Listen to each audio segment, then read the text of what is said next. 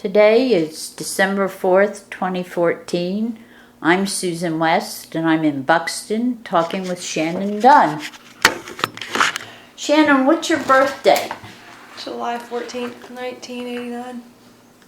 19 what? 89. 89. And where were you born? Elizabeth City. Okay. But your parents lived in Buxton when you were born? Mm-hmm. Okay. What are your parents' names? Dorothy and Paul Dunn. And were they born here in Buxton? No, they were not. Where did they come from? My mom was born in... Where was she actually born? Louisiana, I think. But she grew up in Texas, and then my dad was born... I don't know. His dad was in the Coast Guard and he traveled all over. I think he's either born in Florida or he's born in Vermont. Okay. Do you know how they ended up living in Buxton? Yeah, they sailed from Florida to Hatteras Island when they were like 20 or something like that. Really? 18, 20, yeah. Do you know why they did that? Because they like to surf and travel. Okay. They So sold everything they had and bought a sailboat. Wow. But they didn't have children at that time? No. Okay. Okay. What type of work does your dad do? He's a commercial fisherman. And how about your mom? She's retired, but she was a nurse. Okay. Did you go to public school here on Hatteras? Yes. Cape Hatteras School? Yes. Did you have any favorite subjects or activities when you went to school? I don't know, math probably was my favorite. Okay. And what year did you graduate from Cape Hatteras School? 2007. Okay. When you were going to school there, were there a lot of other kids with commercial fishing dads or moms? My best friend, Ashley. Devo. Dave Okay. Esbrecht. Okay. Other than that... Mary Braswell, her dad. James Caldwell? James Caldwell. Who else? I don't know. Yeah, there's a few people. None of my close friends, really. Just Ashley. Okay. And so, what was it like growing up here?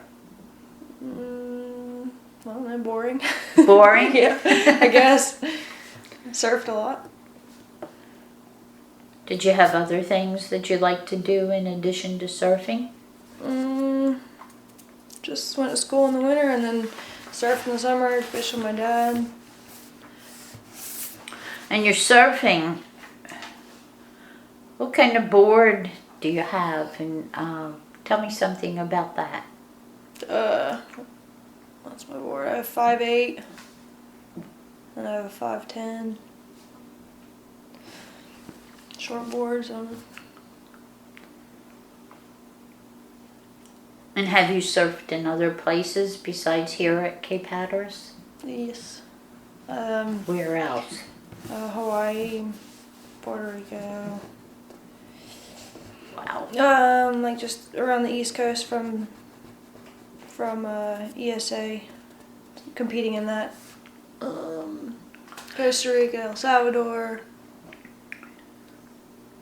What is ESA? Eastern Surfing Association. Okay. And you competed in contests? Mm-hmm. Are those annual or how are they set up? Yeah, I mean, you had our district, Outer Banks, we would compete in our district for I don't know how many months, and then you go to regionals, and if you made it past regionals, you go to Easterns. Okay. And did you ever make it past district? Did you go to? So where did you go for regionals? 1 year it was in Folly Beach. 1 year was Atlantic City.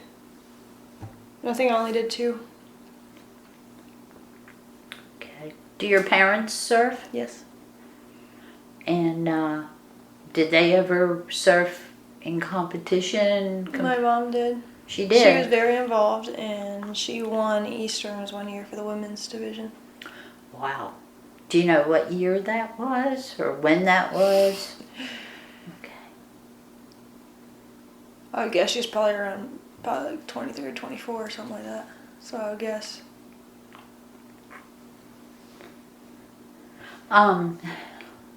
After you graduated from school here, what did you do? Did you go to college? I went to college. And where did you go to college? I went to a community college first, and then in Wilmington. Then I transferred to a university. Okay. And what was the name of the community college? It's Cape Fear. And the university? UNCW. What did you study? Spanish and ESL. What is ESL? English as a second language. Okay. Did you plan to be a Spanish teacher? Yeah, more so. Okay. Either Spanish or ESL. Okay. What was it about Spanish? How come you decided to major in that? I enjoy it, actually. You do? I do enjoy it. But it's also, I like to surf, and I can use that with surfing. Okay. For traveling, yeah. So you're thinking study Spanish and... If I ever want to live in Central America, I know how to speak Okay. it. Okay. What kind of activities were you involved with when you were in college? Were there extracurricular activities? Nope. I just went there for school. Okay. Was there anything in particular that you liked best about college? I got to pick my hours. Okay. How about, the things that you liked least about college? I don't know. School. I don't know. I don't think there's something I like least about college. Were you a good student? Yeah. Get good grades? Yeah. Okay. Can you tell me about the first time you ever went commercial fishing? I don't think I remember the first time I ever went. Well, because you were so young? Yeah. Like a baby, or? I mean, my first time. Let me think. Probably my first memory. One of them is gonna be just pound netting with my dad, and I would just go there and we would cull out the fish. That's my first memory. Okay. I don't know if it was the first time.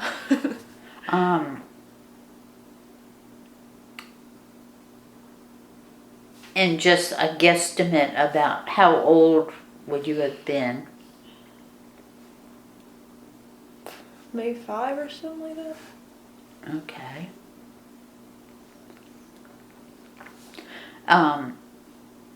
And did you actually do any work on the boat? I don't think so. Uh-huh. Do you remember, like, how old you were and what type of fishing you were doing the first time you actually... Started working. Yeah.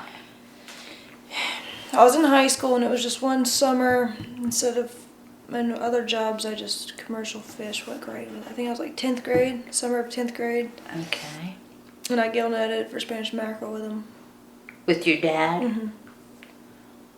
And so you got paid for that? Mm-hmm. Okay. Were you working in the Sound or in the ocean? Ocean. In the ocean. And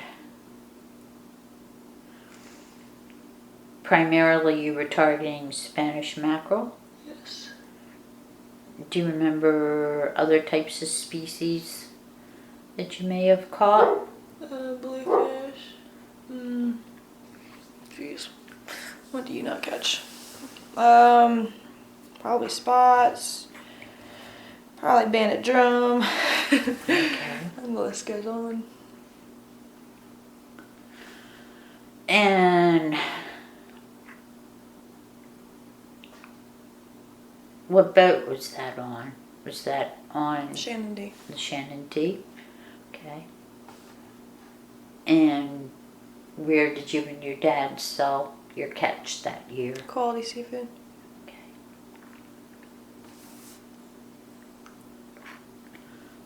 Quality Seafood or Jeffrey's Seafood? Cool. Quality? Okay. Do you remember how much your dad paid you? Did you get a share or? Yeah, it's always a share. I don't know what he paid me. Probably 30% or something like that. Okay.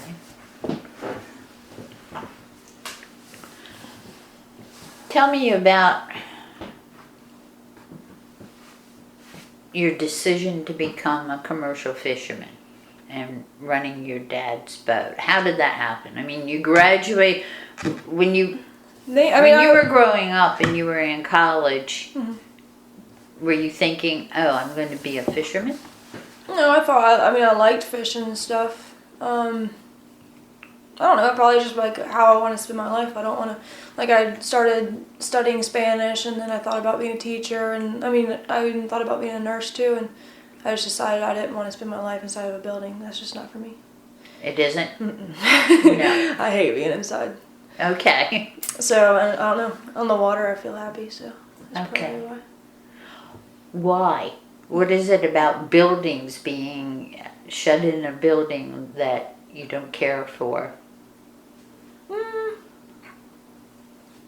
I don't know. I just like being outdoors. I guess I feel more free. I guess I feel confined. Yeah, that's what it is. I feel confined indoors.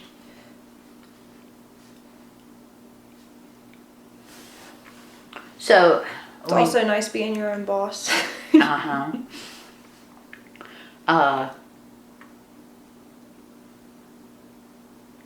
Do you think you would be a fisherman if your father wasn't one? Probably not.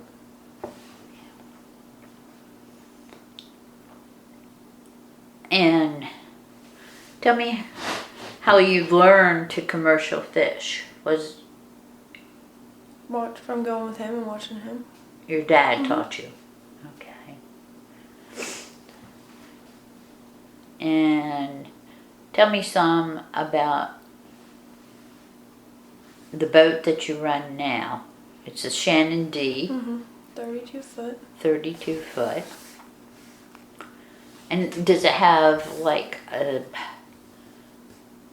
if you had to describe it to somebody, how would you describe it? It's a gill-net boat. Is there anything distinctive about it? I don't think so.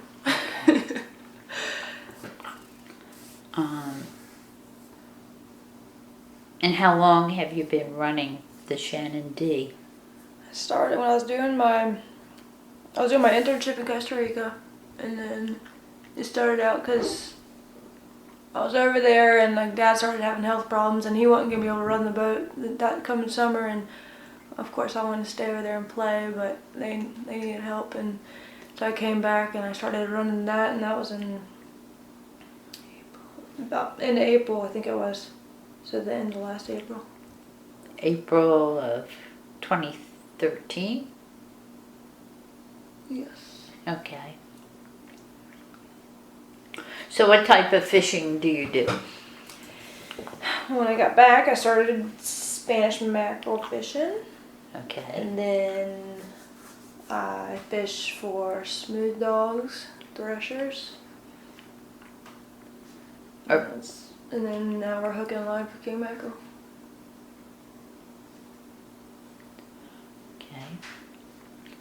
And the Spanish mackerel, smooth dogs, that's with gill-net. Yes. And hook and line for king mackerel. And, gill-net for king mackerel too. Okay. And do you fish alone or do you have a crew? This summer I fished alone. This past summer I fished alone, and I fished alone part of the time for smooth dogs.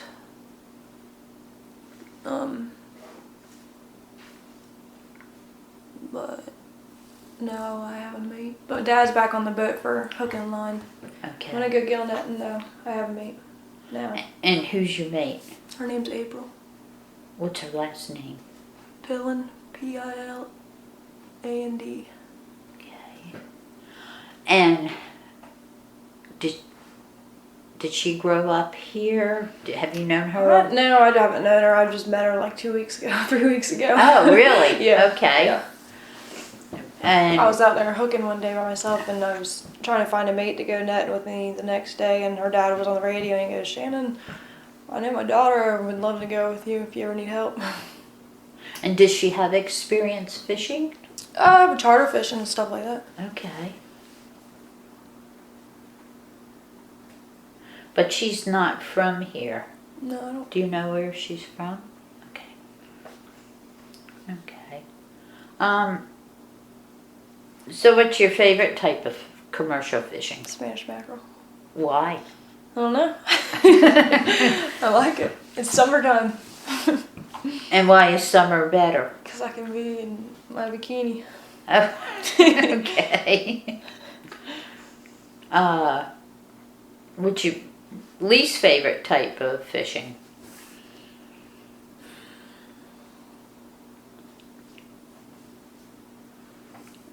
I mean, I don't know. I don't really have a least favorite. I guess probably horn dog. Because it's freezing. So would it be fair to say you definitely prefer summer weather over winter time for work? What's the hardest part of fishing? In an average day, what's the most difficult thing that you have to do? Gill netting? Gill netting or hook and lining? What's the hardest? Like physically hardest or mentally hardest? No, both or either.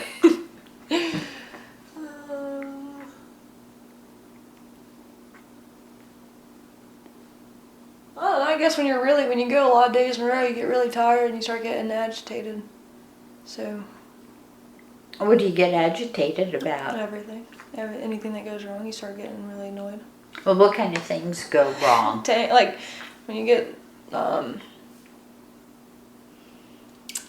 lot of bluefish or a lot of junk, like stuff you don't want to catch.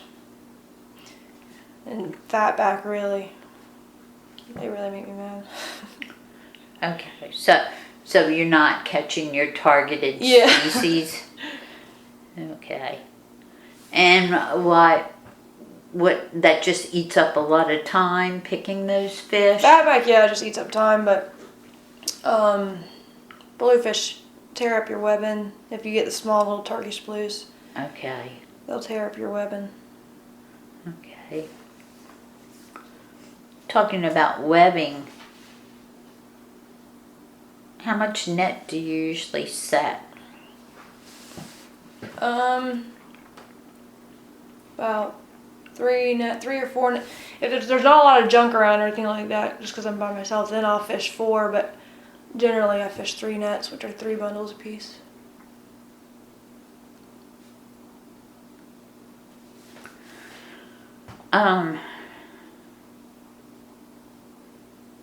Do you mind being called a commercial fisherman? No. No? I don't think about It, I mean, when I hear it, I'm not like, oh man, this should be fisherwoman. okay. Okay. Have you ever been called a fisher? Sometimes people use that word. Mm-mm. Okay. So being called a commercial fisherman doesn't bother you?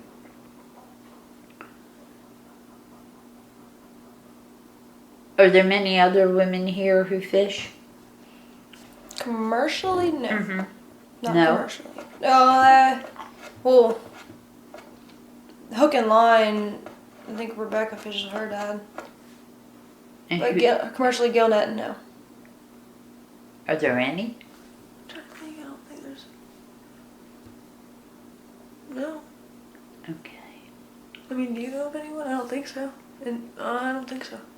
Okay. And Rebecca, who is she? Rebecca met Sundown. Okay. That's commercial. There's another. You know what? Tammy. I don't know if Tammy. What she knows. Who is she? Tillman's wife. Okay. Does she?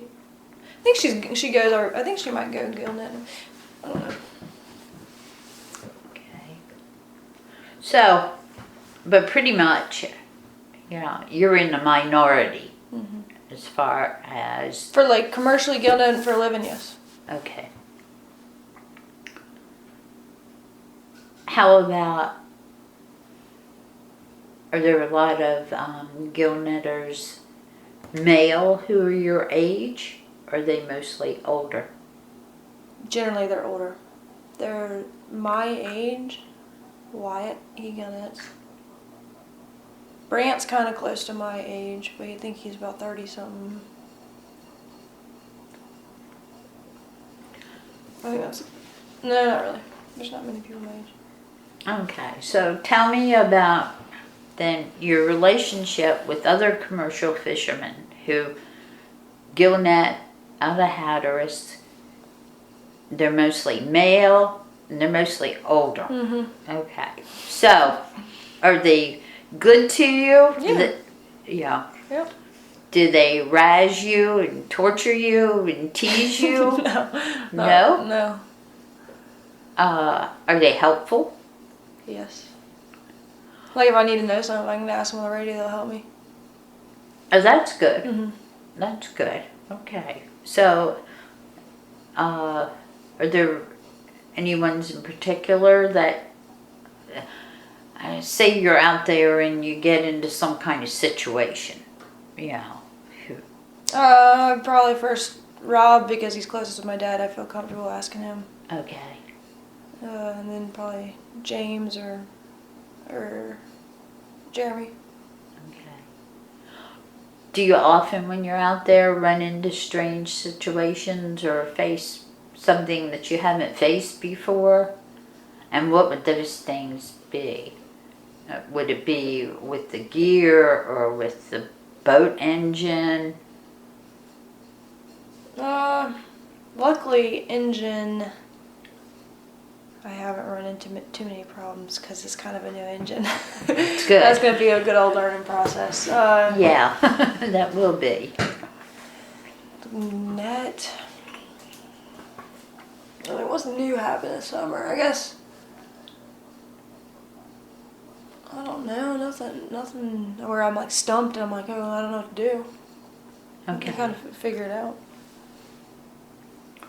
So how do you figure? Like, okay, so like, say I set a net and I put a turn back and I have a weight and the current switches and the whole entire turn back collapses, and you kind of got to figure out whether you're going to pick up your offshore end or you're going to pick up your inshore end, and you got to decide whether you're going to drift over. I don't know. What do you? Okay. That might be an obstacle I might run into. What's a turn back? It's just like you set the net straight and then you put a little hook in it. You put like a candy cane. Your net's like a candy cane, yeah.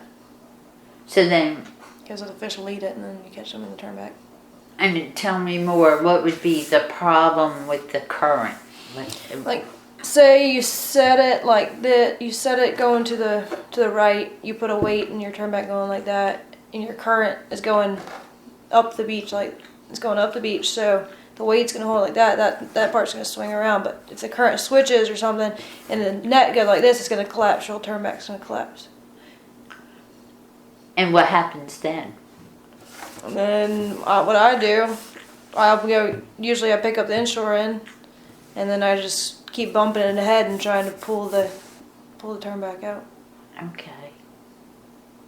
Is that difficult to do? I mean, especially when you're fishing alone? It's not difficult, but the only thing I'm worried about is getting it in the wheel. Because especially if the water's not clear, I gotta jump in. Yeah. I had to jump in the summer when I got, just like the rope was, the bridle got into the wheel, just wrapped around at one time, and Rob came over to me and sat beside me while I jumped in. And did you have to go underneath the boat to get that out? Yeah. Just right in the wheel. But that's not scary to you? Mm-mm. No? Okay. Not unless you got a bunch of... Well, one time I had to jump in. I was with my dad, and we had like 3 garbage mouths, sandbar sharks, and the turn back. We got the net and the wheel and the turn back, and we were out there in like, I don't know, 20 foot of water, and it was murky, and I had to jump in, and I was like, oh gosh. Yeah. But I made it. Yeah.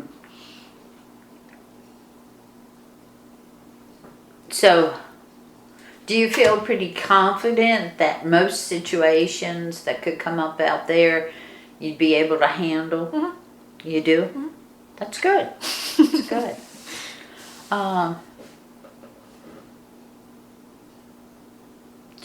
Can you think of anything that would make it easier for you to be a fisherman as a woman? Easier? Yeah, I mean, they probably are nicer to me on the radio because I am a woman. they are. Probably, yeah. If I was a young person starting out, they probably, I don't know how it would be. They probably wouldn't want to help me as much. I don't think so. Okay. Maybe. So you think there's some advantage to being a woman, a young woman, that these older guys would probably feel fatherly towards? Yeah, or, probably a little bit. Yeah, and maybe not razz you as much Yeah. as they would. They wouldn't be as hard. They're not as hard. No, probably, definitely not. Have you fished in other places? I fished in Wilmington. And was that gill netting? I went gill netting. I went sea bass trapping, bottom fishing, king mackerel fishing. And did you like sea bass fishing? Yeah. Was that with pots or nets? Yep, pots. Pots? And are they like crab pots? Yeah. I don't think I don't know could- size-wise what the difference is. Maybe there. I think the shape might just be a little bit different, but generally, yeah, they look the same. Okay. And bottom fishing for? Grouper, and I went beeliner fishing, and Okay. triggerfish, grunts. And was that with long lines or what? Just hook and line, or just, we had hydraulic reels we were using. Okay.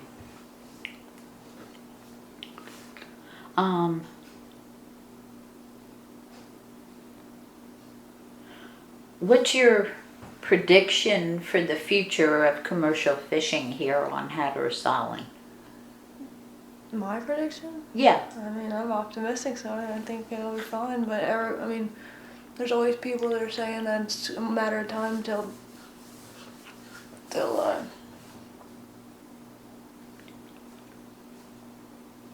there's all those regulations and we won't be able to go anymore. But you're pretty optimistic. Yeah. Probably naive. No, I think it's good to be optimistic and be positive.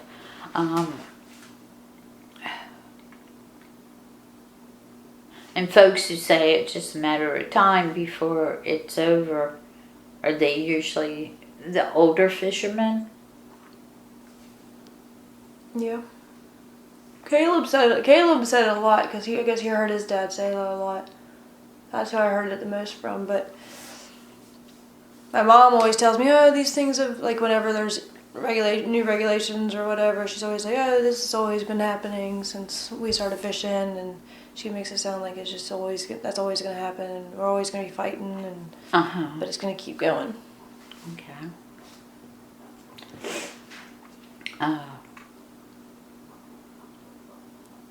So before you mentioned that the attraction to commercial fishing, one reason is being out on the water and the freedom and not being an office job. Are there any other things about commercial fishing that attract you? I just enjoy it. You enjoy it?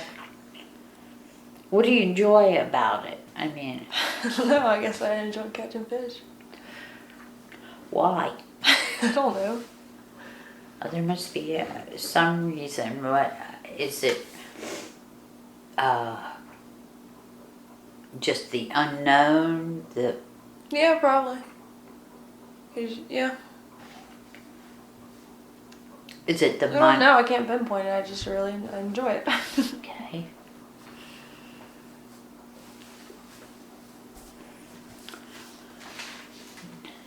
Do you plan to stay in fishing? I'm gonna buy the boat starting in March. You're gonna buy the boat. Okay. Wow. So that's gonna be kind of a change, huh? No more vacations. No more vacations. So how does that work out now? Okay. Your dad still owns the boat, so do you get a share now? Yeah. I'm still Okay. gonna share. So when you're buying the boat, how will that I'm work? gonna pay him $1,000 a month. Okay, so that's going to be some pressure. Yeah. But I just work hard to get it. Okay. So that's a big step forward. If you're buying the boat, I mean, essentially there's no turning back. You're going to own a commercial fishing boat, so you're definitely in it for the long run. Okay, that's great.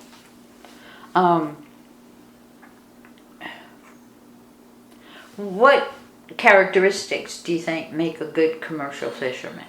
Either, I'm not talking really about physically, but mentally. Yeah. Mentally, you gotta keep on going. You just gotta keep on. And why is that important? Because, you gotta make money. You can't get frustrated and give up, or you're not gonna make it.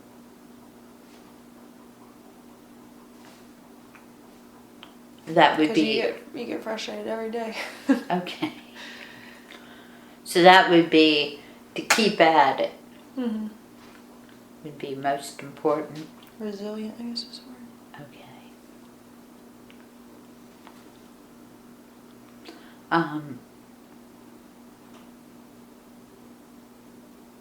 Let me ask another question. Do you eat a lot of seafood? Yeah. Do you have favorites? Favorite.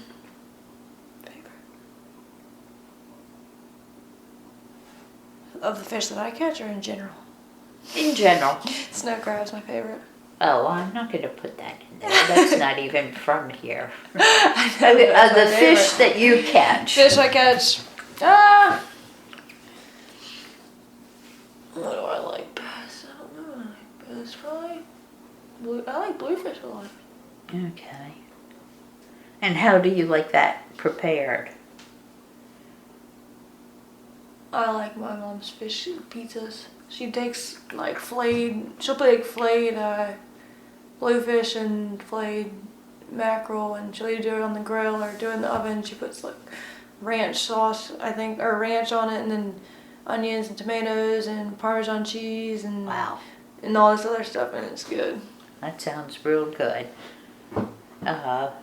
Fish cakes. Okay. And the way your mom grills it and all, does she have a name for that dish? Just fish pizza. Fish pizza. So where does the pizza part come in? Well, sometimes she cooks it on a pizza pan. Okay. That sounds really good.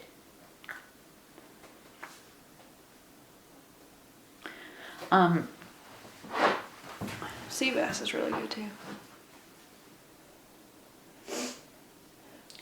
And Fried. Fried? Mm-hmm.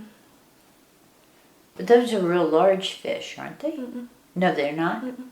Okay. I don't think I've ever had sea bass to eat.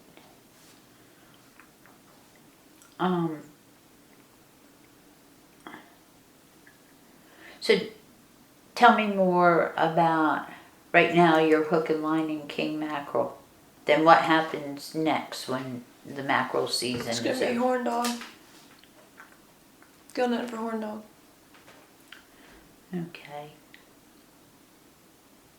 And will your mate be working with you during? I'm going on vacation. Sean, my brother's gonna gill-net for horn dogs. He's Okay. Sean's buying a boat too. He's trying to make money. Okay. But will Sean be running the Shannon D? I don't know. It's still because he has sea bear and he has a net reel for the sea bear too, and I don't know what he's gonna do. I think he's talking about hiring someone else to do it too. Okay. Running one of the boats. So, your brother is becoming a commercial fisherman also?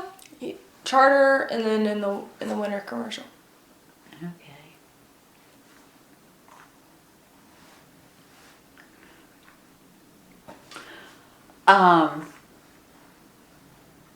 How do you think that'll work out? I mean, that's kind of interesting how brother sister competing to some extent. We're not competing.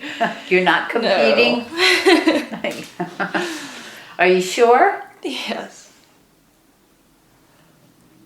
Okay. I think he'd be happy if I did better than him. You think so? Yeah. Why? I don't know. It's just showing. Oh, that's very generous of him. Very generous. So where are you going on vacation? Central America. To use your Spanish. Hmm. What countries are you going to go to? I'm going to fly into El Salvador and then fly out of Costa Rica. And how long do you think you'll be gone? About a month and a half. Oh, wow.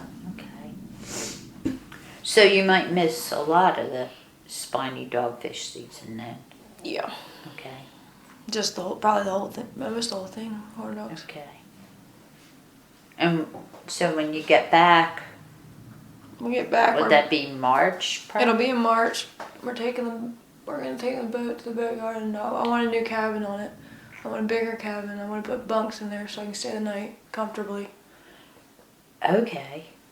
And then I'll start buying it after my dad pays for all the renovation. Okay. No, I'm just joking. We're gonna split it.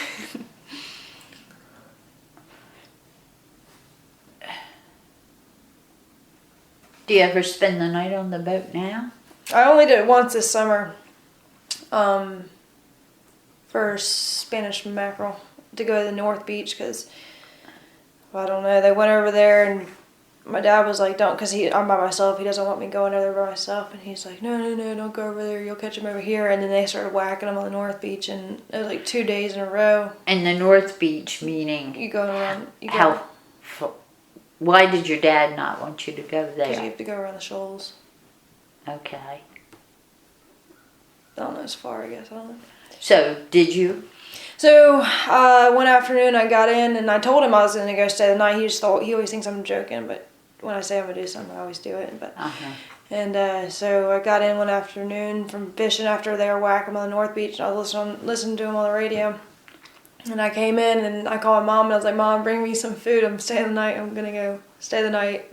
I'm going to go over the North Beach, fish this afternoon and stay the night and fish all day tomorrow. And so I came in and my dad's like, you're not going. And I was like, yes, I am. But anyways, he couldn't talk me out of it because, well, he was going to talk me out of it if there was no one else staying the night. But I actually talked to people on the radio that were going to stay the night, to Parker and Benny.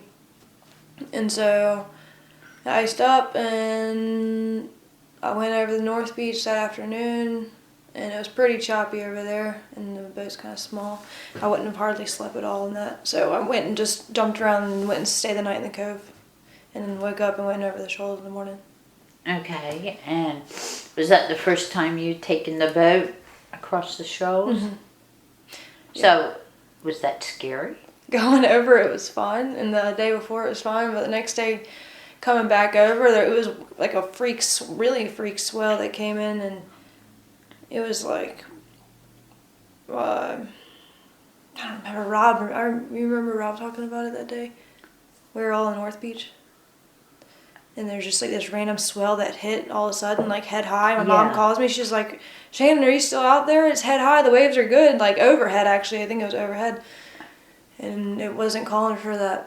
And so I had to go back over the shoals, and I was like, oh crap. And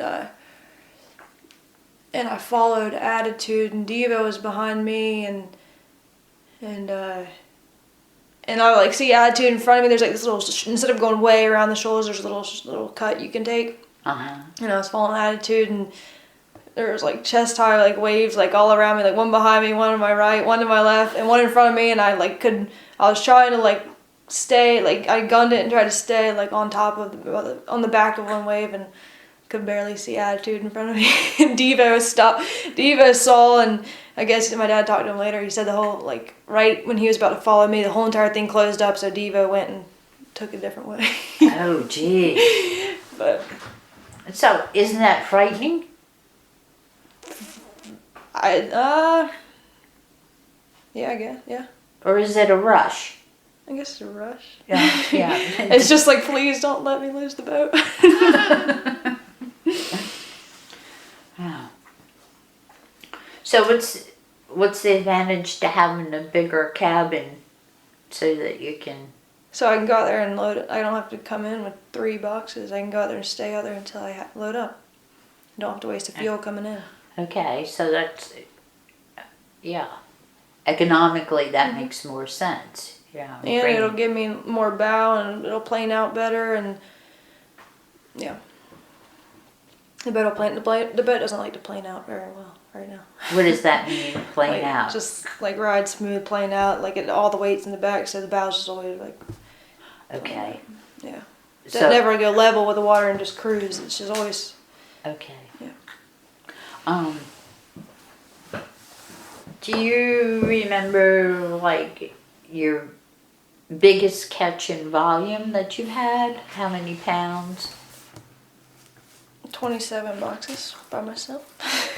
I beat my dad's limit. And that was of... My Spanish mackerel, yeah. Okay. And when was that? This past summer, the end of the summer. I don't remember what the day or month was.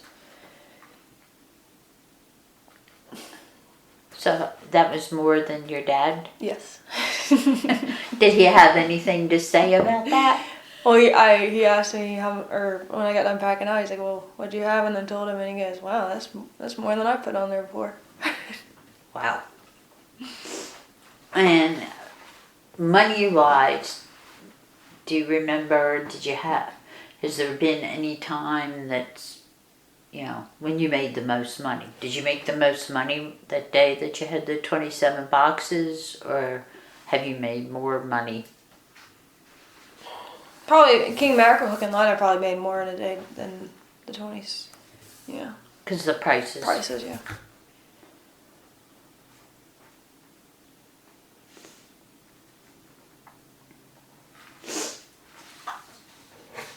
I don't know though, because the share I was getting a bigger share. No, it might have been that day because the share I was getting was a lot more than I was getting with that king mackerel. You know, because you were because I was by alone. myself. Yeah. And did you pick 27 boxes alone? Mhm. So what time did you I had to give away a net. I was fine. Uh-huh. I got in at dark, I think, that day. If I would have fished that last net, which had 8 boxes in it, I would have made it in past dark probably. Uh-huh. Which now that I regret it, I should have stayed. Well, Stupid. but you were probably pretty tired. Yeah. I think I would have given away the net too. So, is picking fish a pain in the butt? Mm-mm. No? Mm-mm. It's pretty easy? Mm-hmm. Are you a good picker? Probably. I don't know. I'm good at not breaking meshes. Okay. Well, that's good. Compared to the other guys, I'm probably pretty slow. Okay. Well, yeah, but if you're good at not breaking meshes, it saves you work for sure. So, I think that's it. I don't think I have any other questions. Oh, I do have one more question. Do you ever see anything really unusual out there?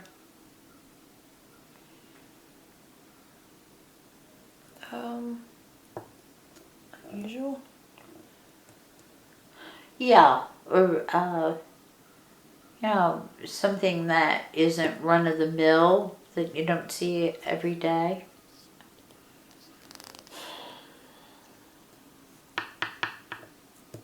When you catch a lot of fish.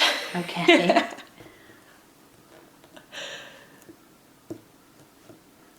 And can you tell, do you have are there signs, or is it intuition or something? Can you tell when you're going to do well? Yeah, well, the color of the water, bait, current. If you do make a dip with your net, if you have some live fish, Okay. water temperature.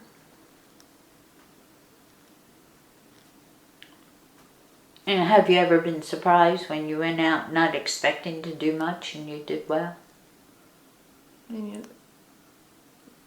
Yeah, I mean, every time I catch a lot of fish, I wasn't never like, oh, I think I'm going to catch a lot of fish today. Okay. Well, thanks, Shannon. This has been great. And I will keep you posted and turn this off.